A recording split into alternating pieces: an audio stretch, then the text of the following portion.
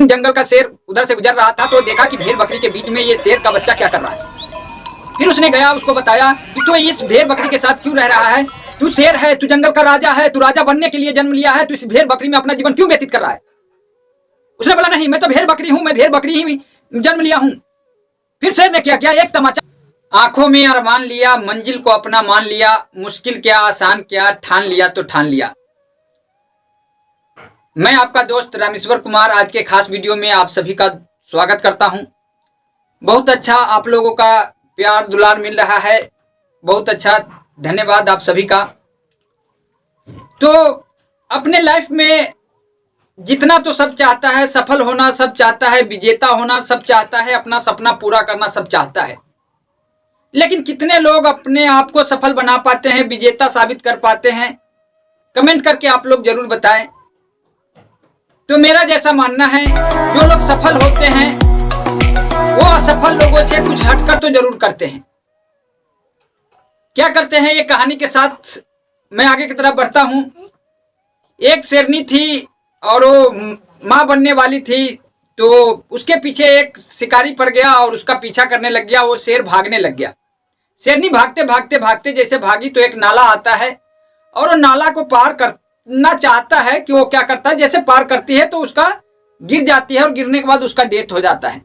Death होने के बाद वो एक शेर का बच्चे का जन्म देता है, जन्म देती है, वो मर जाती है बेचारा। कल सुबह होके भेड़ बकरी चलाने वाला आता है और वो देखता है कि शेरनी मरी हुई है, एक बच्चा है यहाँ पे शेर। वो क्या करता है, उस भेड़ बकरी के साथ लगा लेता है और उसी के साथ उसको रखने लग जाता है। समय धीरे धीरे बीतते जाता है, वो भेड़ बकरी की तरह घास भूसा खाने लग जाती है, पानी पीने लग जाती है और वो भी भेड़ बकरी के जैसा मैं करके बोलने लग जाती है। कुछ दिन बीतता गया। एक दिन जंगल का शेर उधर से गुजर रहा था तो देखा कि भेड़ बकरी के बीच में ये शेर का बच्चा क्या कर रहा है। फिर उसने गया, उसको बताया कि तू इस भेड़ बकरी के साथ क्यों रह रहा है, तू शेर है, तू जंगल का राजा है, तू राजा बनने के लिए जन्म लिया है, तू इस भेड़ बकरी में अपना जीवन क्यों व्यतीत कर रहा है। उसने बोला नहीं, मैं तो भेड़ बकरी हूं, मैं भेड़ बकरी ही जन्म लिया हूं। फिर शेर ने क्या किया, एक तमाचा मारा और उसको एक तालाब के पास ले गया और उसको दिखाया कि देख, तू अपना चेहरा देख, मेरा चेहरा देख, दोनों में कोई फर्क है क्या। तो बोला नहीं।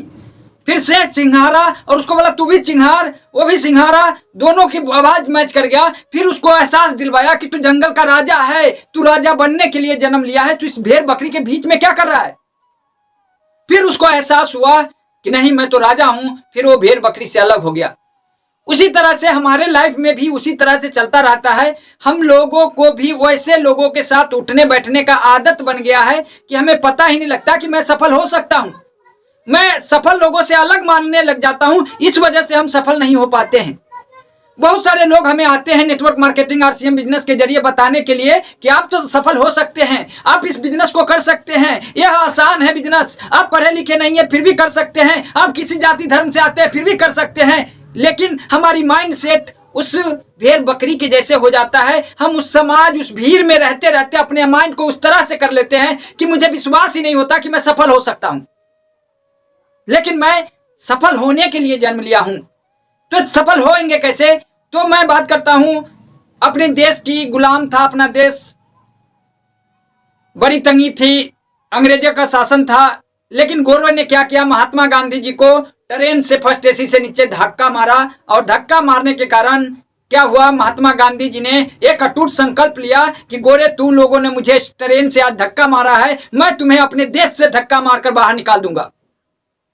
और वो अटूट संकल्प, डिटरमिनेशन, वहां से साउथ अफ्रीका से इंडिया आए और इंडिया आके लोगों को बताए, लोगों को जागरूक किए। चंद्रशेखर आजाद, पंडित जवाहरलाल नेहरू, सुभाष चंद्र बोस, बहुत सारे लोगों को, भगत सिंह, इन सारे लोगों को एक यूनिटी बना के उन्होंने प्रयास करना चालू किया।